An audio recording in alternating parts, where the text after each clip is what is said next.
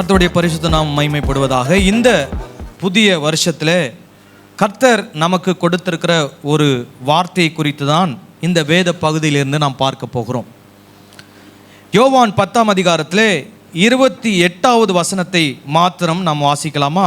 யோவான் 10:28. நான் அவைகளுக்கு நித்திய ஜீவனை கொடுக்கிறேன், அவைகள் ஒரு காலும் கெட்டு போவதில்லை. ஒரு ஆமென் சொல்லலாமா? ஹல்லேலூயா. இப்போ இதெல்லாம் நம்மளை பற்றி தான் இங்கே சொல்லப்பட்டிருக்கிறது. நம்மெல்லாம் ஆண்டவருடைய ஆடுகள். இந்த ஆடுகளாக இருக்கிற நமக்கு ஆண்டவர் என்ன கொடுக்குறாராம்?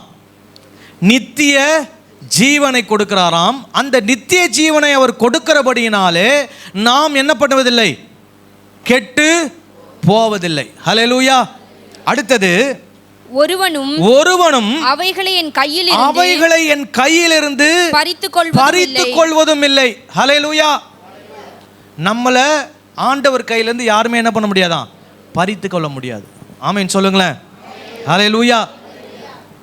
சரி, பொதுவா நம்ம வாக்குத்தத்தம் வசனங்களை நிறைய என்ன பண்ணியிருக்கிறோம்? கேட்டிருக்கிறோம். வாக்குத்தத்தம் என்றால் என்ன? ஆண்டவர் வேதத்திலே வசனங்களிலே வாக்குகளை கொடுத்திருக்கிறாரா?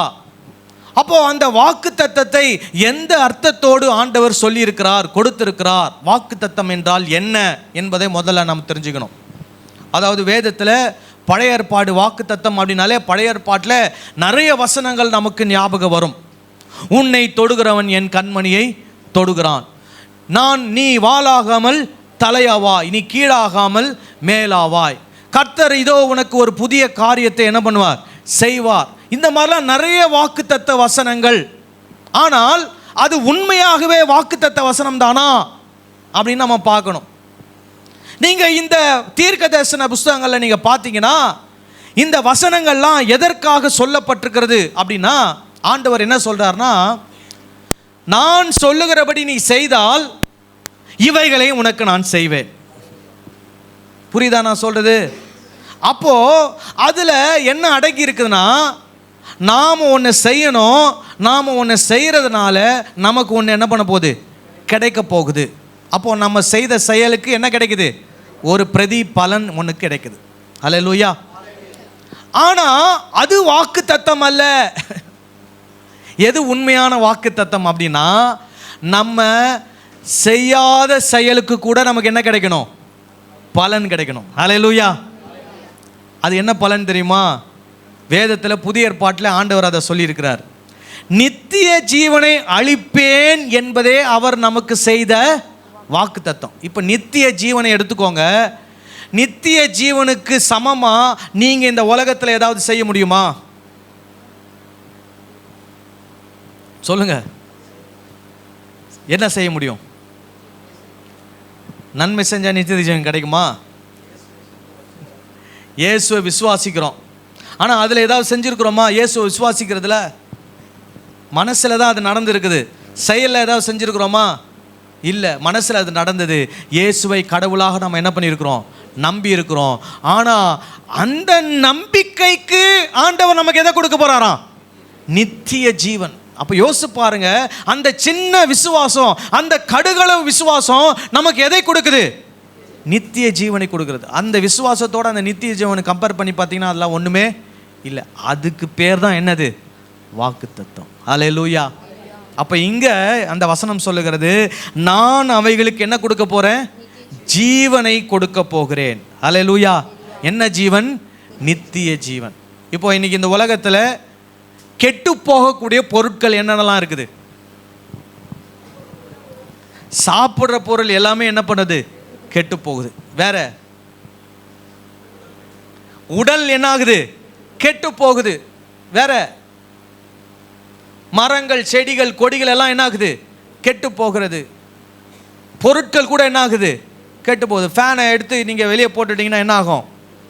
கொஞ்ச நாளில் என்ன ஆகிடும்? துரு பிடிச்சி ஓட்டை விழுந்து அது என்ன ஆகிடும்? அரிச்சு மண்ணோட மண்ணாக என்ன ஆகிடும்? மிக்ஸ் ஆகிடும். அப்போ இந்த உலகத்தை பொறுத்த வரைக்கும் அநேக காரியங்கள், பெரும்பான்மையான காரியங்கள் என்ன பண்ணுகிறது? கெட்டு போகிறது. நம்ம சரீரமும் என்ன ஆகிறது? கெட்டு போகிறது. நம்முடைய ஆத்துமாவும் என்னாகும்? கெட்டு போகும். ஆனால் ஆண்டவர் சொல்லியிருக்கிறாரு, நீ என்னை விசுவாசித்தால் நான் உனக்கு நித்திய ஜீவனை கொடுப்பேன். நித்திய ஜீவனை பெற்றுக்கொள்கிற ஒருவனும் என்ன பண்ணுவதில்லை? கெட்டு போவதில்லை. ஆமென் சொல்லலாமா? ஹல்லேலூயா. அப்படின்னா என்ன அர்த்தம்? சரீரம் ஒருவேளை மண்ணோட மண்ணா போகலாம், ஆனால் நமக்குள்ள இருக்கக்கூடிய ஆத்துமா என்ன பண்ணப்படுகிறது? உயிர்ப்பிக்கப்படுகிறது. அது தேவனோடு நித்தியமா என்ன பண்ணுகிறது? வாழ்கிறதா இருக்கிறது. ஹல்லேலூயா. இதுக்கு பேர் தான் என்னது? வாக்குத்தத்தம். இதுதான் என்னன்னா, நம்மளால ஒன்றை செஞ்சு அதை என்ன பண்ண முடியாது? பெற்றுக்கொள்ள முடியாது. ஆண்டவர்கிட்ட இருந்து ஆண்டவரா விரும்பி நமக்கு என்ன பண்றது? கொடுக்கிறது.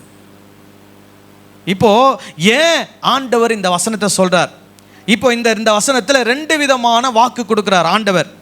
நித்திய ஜீவனை கொடுப்பேன், உன்னுடைய நீ ஒரு காலம் என்ன பண்ணுவதில்லை? கெட்டு போவதில்லை. இது ஒன்று. 2வது என்ன சொல்றாரு? ஒருவனும் என் கையிலிருந்து உன்னை என்ன பண்ண முடியாது? பறித்து கொள்ள முடியாது. ஆமென் சொல்லுங்களேன்.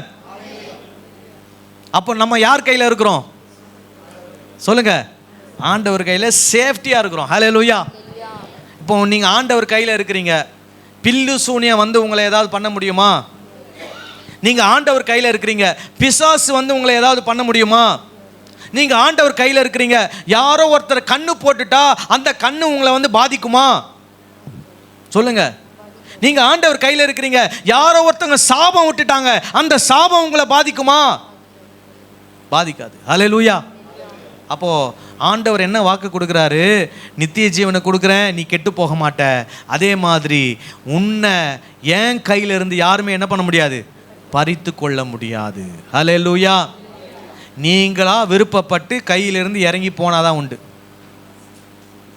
நீங்களா விருப்பப்பட்டு எனக்கு யார் வேண்டாம், இயேசு வேணான்னு சொல்லிட்டு போனாதான் உண்டு. இல்லைனா யாருமே உங்களை என்ன பண்ண முடியாது? ஆண்டவர் கையிலிருந்து பறித்து கொள்ளவே முடியாது. ஹல்லேலூயா. அது இந்த ஆண்டுக்கான வார்த்தை மட்டுமல்ல, நம்முடைய கிறிஸ்தவ வாழ்க்கைக்கான வார்த்தையாக இதை நாம் எடுத்துக்கொள்ள வேண்டும். ஹல்லேலூயா. அதனால தான் வருஷம் நம்ம என்ன பண்ணுறோன்னா, ஒரு வசனம் போர்டு ஒன்று ரெடி பண்ணி கொடுக்குறோம். இது ஒரு வருஷம் வச்சுக்கிற வசனம் இல்லை, வாழ்க்கை ஃபுல்லாக வச்சுக்கிற வசனம். ஹல்லேலூயா. உங்கள் வாழ்க்கை ஃபுல்லாக நீங்கள் என்ன பண்ண போகிறதில்ல? கெட்டு போக போகிறதில்ல.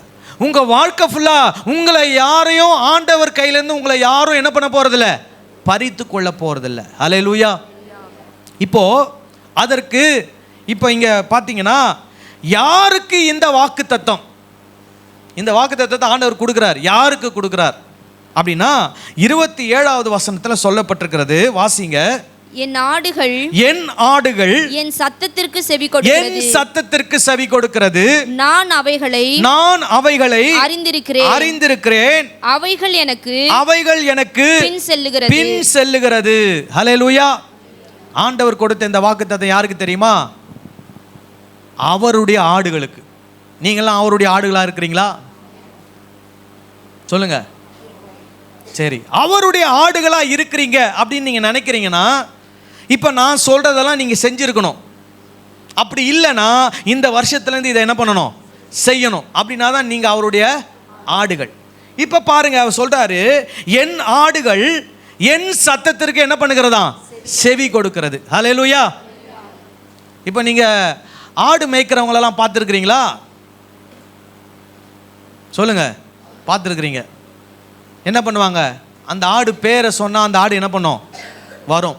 வெளிநாட்டிலலாம் பெரிய ஏக்கர் கணக்கில் என்ன வச்சுருப்பாங்க? பெரிய புல்வெளி இருக்கும்.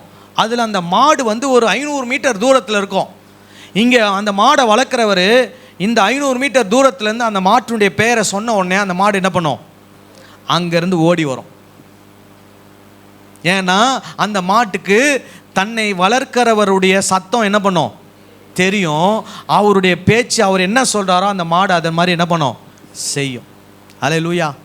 இப்போ நீங்கள் அவர் ஆடா அப்படின்னு கேட்டால் ஆமான்ட்டீங்க. அப்போ ஆமானா முதல் பாயிண்ட் என்ன? அவர் சத்தத்துக்கு நீங்கள் என்ன பண்ணுறீங்க? செவி கொடுக்குறீங்களா? இப்போ என் ஒய்ஃப் ஒரு சாட்சி சொன்னாங்க. ஆண்டவர் ஒன்று சொன்னார், நான் அதை என்ன பண்ணலை? செய்யலை. ஆனால் 2வது முறை அந்த வாய்ப்பை எனக்கு கொடுத்தாரு, நான் என்ன பண்ணாத? செய்தேன். மற்றவர்களுக்கு நான் ஆசீர்வாதமாக இருந்தேன். ஹல்லேலூயா. ஆண்டவருடைய சத்தத்துக்கு செவி கொடுக்கிறதுனா என்ன? ஏதோ ஒரு சத்தம் கேட்கும், அதன்படி நடக்கணும், அப்படி அல்ல.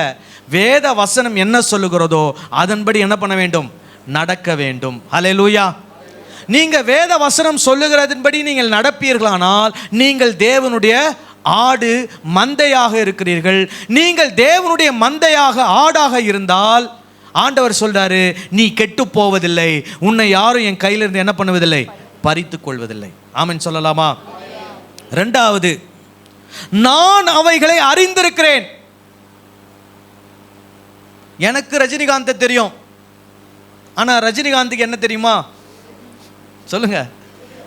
நான் சொல்லுவேன், ஐயோ ரஜினிகாந்த் நானும் ஒரே தோல் மேல் தோல் போட்டு போனோம்ப்பா.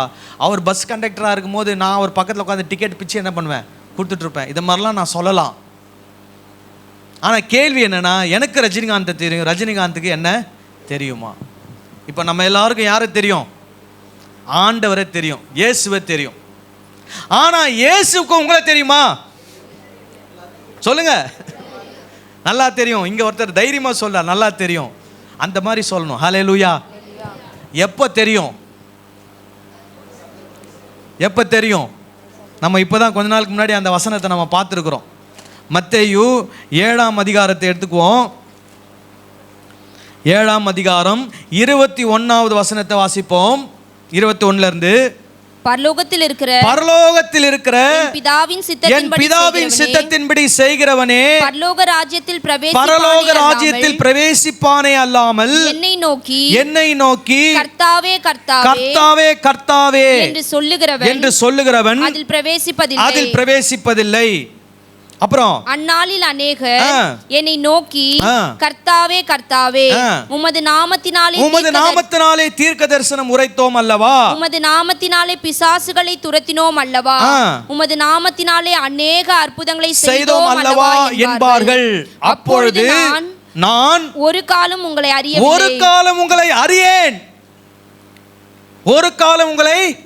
அறியேன், அக்கிரமம் செய்காரரே என்னை விட்டு என்ன பண்ணுங்கள்?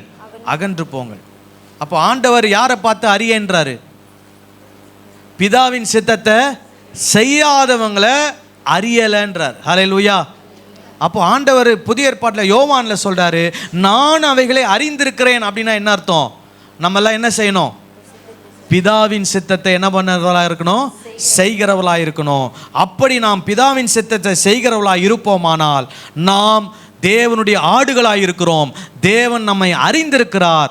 நாம் ஒரு நாளும் கெட்டு போவதில்லை. நம்மை அவருடைய கையிலிருந்து யாரும் என்ன பண்ணுவதில்லை? பறித்து கொள்வதில்லை. ஹல்லேலூயா. மூணாவது, அவைகள் எனக்கு பின் செல்லுகிறது. ஹல்லேலூயா. நீங்க யார் பின்னாடி போறீங்க? போன வருஷம்லாம் யார் பின்னாடி போயிட்டு இருந்தீங்க? நிறைய பேர் பேங்க்குக்காரர் பின்னாடி என்ன பண்ணிட்டு இருப்பாங்க? போயிட்டு இருப்பாங்க லோனுக்காக. நிறைய பேர் வீடு கட்டுறவர் பின்னாடி என்ன பண்ணிட்டு இருப்பாங்க? போயிட்டு இருப்பாங்க. நிறைய பேர் அரசியல்வாதிக்கு பின்னாடி என்ன பண்ணிட்டு இருப்பாங்க? போயிட்டு இருப்பாங்க. இப்போ நம்ம யார் பின்னாடி போகிறோம்? யார் பின்னாடி? இயேசு பின்னாடி. ஹல்லேலூயா. நீங்கள் இயேசு பின்னாடி போனாதான் அவருக்கு தெரியும் நீங்கள் யார். அவருடைய ஆடுகள். ஹல்லேலூயா. அவர் அழகாக சொல்லியிருக்கிறாரு, அவைகள் எனக்கு பின் செல்கிறது. அவருக்கு பின்னாடி போகிறதுனா என்னது? அவர் என்ன செஞ்சுட்டு போறாரோ அதை பாரு நானும் என்ன பண்ணணும்? செய்யணும். ஹல்லேலூயா. அதுதான் அவருக்கு பின்னாடி போறதுனுடைய அர்த்தம். ஆமென். அப்போ அவருடைய ஆடுகள் அப்படின்னா 3 விஷயம் சொல்றாரு. என் சத்தத்துக்கு செவி கொடுக்கிறது, நான் அவைகளை அறிந்திருக்கிறேன், அவைகள் எனக்கு பின் செல்லுகிறது. ஹல்லேலூயா. இப்போ இந்த வருஷத்துல நம்ம அவருடைய ஆடுகளாக இருப்போம் அப்படின்னு நம்ம விசுவாசிச்சால் நாம் அவருடைய சத்தத்துக்கு என்ன பண்ண வேண்டும்? செவி கொடுக்க வேண்டும். நாம் அவரால் அறியப்பட்டிருக்க வேண்டும். அப்புறம் நாம் அவருக்கு பின் செல்ல வேண்டும். இப்படி நாம் செல்வோமானால் நாம் அவருடைய ஆடுகளாக இருப்போம். நாம் அவருடைய ஆடுகளாக இருப்போமானால் நமக்கு என்ன உண்டு? நித்திய ஜீவன் உண்டு. நமக்கு என்ன இல்லை? நாம் கெட்டு போவதில்லை. நம்மை ஒருவனும் அவருடைய கையிலிருந்து என்ன பண்ணுவதில்லை? பறித்து கொள்வதில்லை. ஹல்லேலூயா. நம்ம எல்லாரும் இது ஒரு பெரிய ஒரு வசன பகுதி. இதெல்லாம் முன்னாடிலாம் நிறைய வசனங்கள் இருக்குது, நமக்கு டைம் இல்லாதனால நான் இதோட என்ன பண்ணுறேன், நிறுத்தி கொள்கிறேன். இந்த வசனத்தை மறுபடியும் நம்ம எல்லாரும் சேர்ந்து ஒரு முறை கூட வாசிப்போம். யோவான் 10:28 எடுத்துக்கோங்க, உங்கள் வேத வசனத்தை எடுத்துக்கோங்க. யோவான் 10:28 எல்லாரும் சேர்ந்து வாசிக்கலாமா? நான் அவைகளுக்கு நித்திய ஜீவனை கொடுக்கிறேன், அவைகள் ஒரு காலம் கெட்டு போவதில்லை, ஒருவனும் அவைகளை என் கையிலிருந்து பறித்துக் கொள்வதும் இல்லை. ஆமென். அல்லேலூயா. எல்லாரும் நாம் கண்களை மூடி நாம் ஜெபத்திலே காத்திருப்போம்.